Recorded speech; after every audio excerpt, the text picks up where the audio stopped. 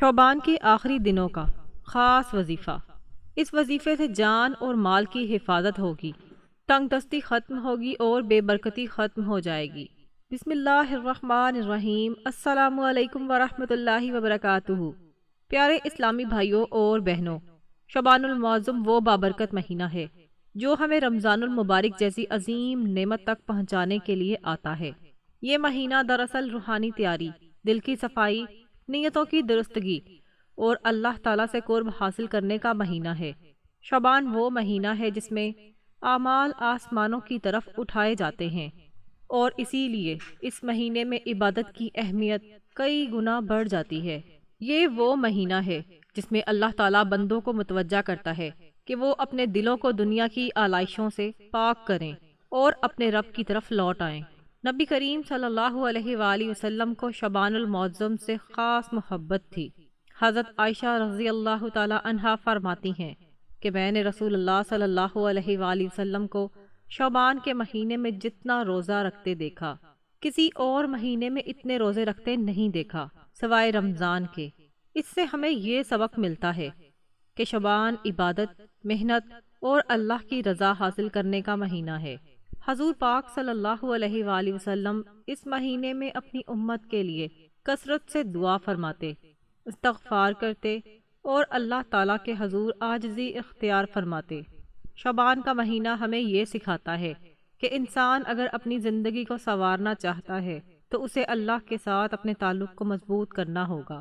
صحابہ کرام رضی اللہ تعالی عنہم بھی اس مہینے کو بہت اہمیت دیتے تھے۔ وہ اپنے دلوں کا محاسبہ کرتے، آپس کے اختلافات ختم کرتے، لوگوں کے حقوق ادا کرتے اور اللہ تعالیٰ کی بارگاہ میں توبہ و استغفار کرتے تھے۔ حضرت انس بن مالک رضی اللہ تعالی عنہ سے روایت ہے کہ صحابہ کرام رضی اللہ تعالی عنہ شعبان آتے ہی قرآن پاک کی تلاوت میں مشغول ہو جاتے تھے، کیونکہ وہ جانتے تھے کہ قرآن کے ساتھ جڑنے والا کبھی تنگ دست نہیں رہتا۔ یہ بات ہمیں سمجھ لینی چاہیے کہ دنیا میں آنے والی تنگی، بے برکتی، مالی پریشانیاں اور مشکلات ہمیشہ سزا نہیں ہوتی، بلکہ اکثر یہ اللہ تعالیٰ کی طرف سے آزمائش ہوتی ہیں۔ اللہ تعالیٰ اپنے بندوں کو آزماتا ہے تاکہ وہ دیکھے کہ کون صبر کرتا ہے، کون شکر ادا کرتا ہے اور کون اس آزمائش میں بھی اللہ سے جڑا رہتا ہے۔ جو بندہ اس امتحان میں پورا اترتا ہے وہ اللہ کو بہت محبوب ہو جاتا ہے۔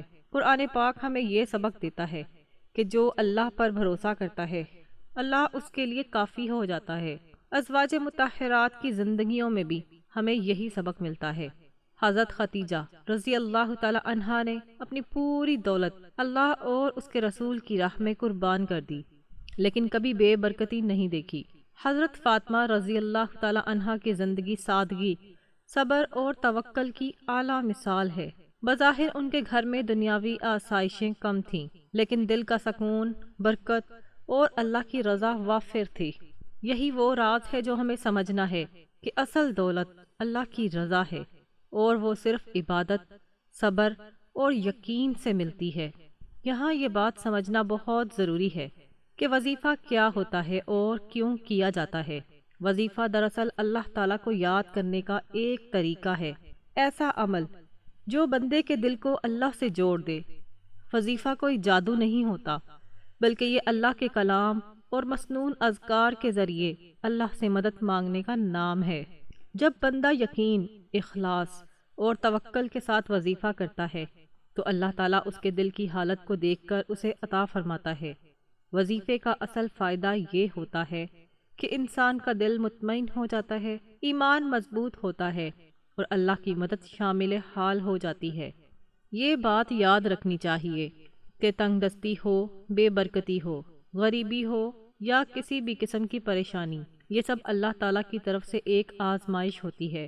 اگر انسان اس آزمائش میں قرآن اور حدیث کے مطابق زندگی گزارے، حلال پر قناعت کرے، صبر کرے اور اللہ پر مکمل یقین رکھے تو اللہ تعالیٰ اس کے لیے راستے کھول دیتا ہے۔ قرآن پاک میں اللہ تعالیٰ فرماتے ہیں کہ جو اللہ سے ڈرتا ہے اللہ اس کے لیے نکلنے کا راستہ بنا دیتا ہے اور اسے وہاں سے رزق دیتا ہے جہاں سے اسے گمان بھی نہیں ہوتا۔ صحابہ کرام رضی اللہ تعالی عنہ کی زندگیوں میں بھی ہمیں ایسے بے شمار واقعات ملتے ہیں جہاں بظاہر حالات سخت تھے، لیکن اللہ تعالیٰ نے ان کے یقین کی بدولت ان پر برکتیں نازل فرمائی۔ حضرت عبد الرحمن بن عوف رضی اللہ تعالیٰ عنہ مدینہ تشریف لائے تو ان کے پاس کچھ بھی نہ تھا، لیکن اللہ پر یقین، محنت اور دیانت کی بدولت اللہ تعالیٰ نے انہیں بے پناہ مال عطا فرمایا، اور وہ مال اللہ کی راہ میں خرچ بھی کیا۔ یہ ہمیں سکھاتا ہے کہ اصل کامیابی اللہ سے جڑے رہنے میں ہے۔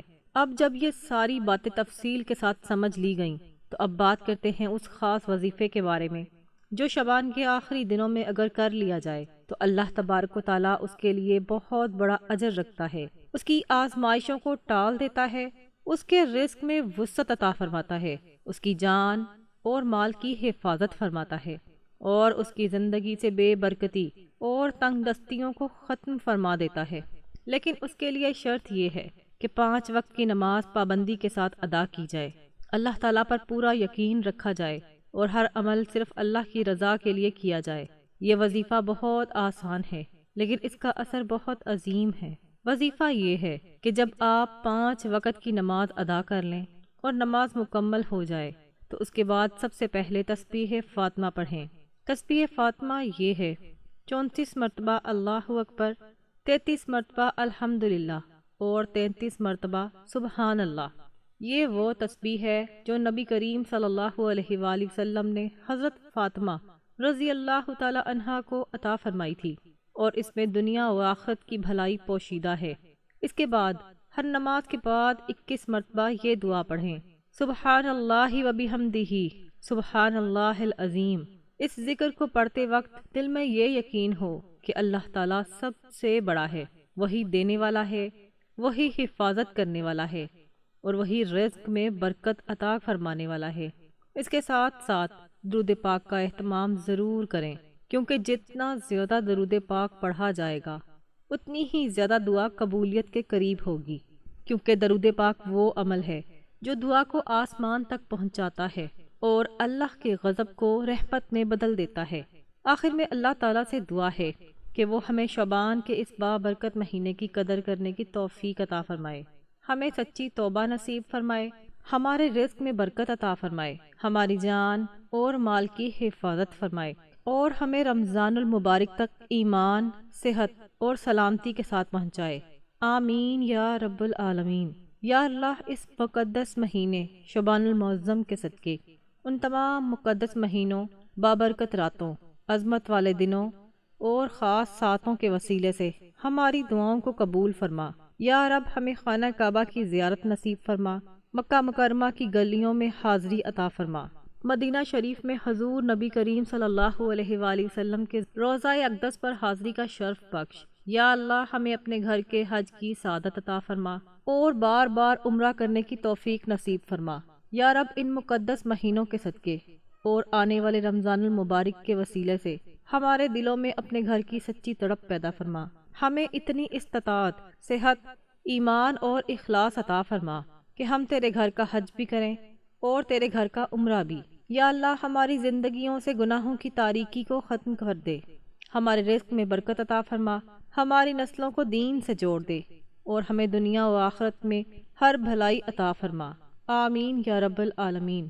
آخر میں آپ سب سے ایک گزارش ہے کہ یہ ویڈیو صرف دیکھنے کے لیے نہیں بلکہ ایک معلوماتی اور اصلاحی پیغام ہے، اس لیے اسے دوسروں تک ضرور پہنچائیں، کیونکہ نیکی کی بات آگے پہنچانا بھی صدقہ ہے، اور جو شخص کسی بھلائی کا سبب بنتا ہے اسے بھی اتنا ہی اجر اور ثواب ملتا ہے جتنا اس پر عمل کرنے والے کو ملتا ہے۔ لہٰذا اس ویڈیو کو زیادہ سے زیادہ لوگوں کو شیئر کریں، لائک کریں، اپنے عزیزوں اور دوستوں تک پہنچائیں اور اس نیکی کے کام میں شامل ہو جائیں۔